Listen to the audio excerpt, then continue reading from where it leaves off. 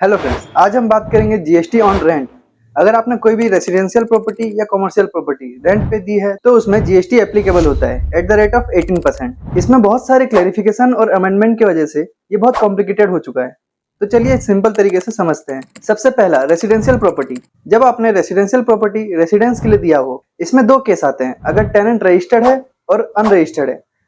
अगर वो अनरजिस्टर्ड है तो वो एग्जेम्प्ट रहेगा, उसमें आपको कोई भी जीएसटी नहीं देना है। और अगर वो रजिस्टर्ड है तो उसमें जीएसटी एप्लीकेबल होगा, लेकिन अंडर आरसीएम, यानी कि टेनेंट खुद अपना जीएसटी पे करेगा, लैंडलॉर्ड को कुछ भी करने की जरूरत नहीं है।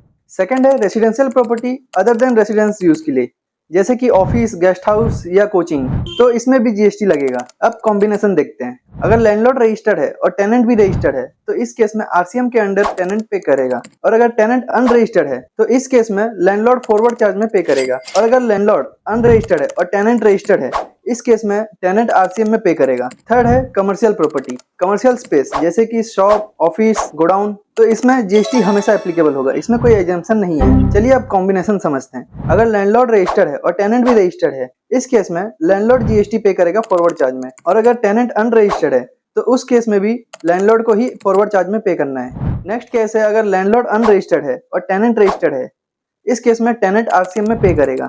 ये एक सिंपल सा टेबल है जिसका आप स्क्रीनशॉट ले सकते हैं। इसमें कंक्लूजन यही आता है, अगर घर सिर्फ रहने के लिए ले रहे हैं तो उसमें कोई जीएसटी नहीं है।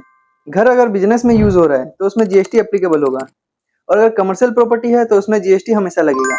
अब वो फॉरवर्ड चार्ज में पे करना है या रिवर्स चार्ज में, वो लैंडलॉर्ड के रजिस्ट्रेशन के ऊपर डिपेंड करता है। वीडियो पसंद आए तो लाइक करें, शेयर करें और सब्सक्राइब करें। मिलते हैं नेक्स्ट वीडियो पे।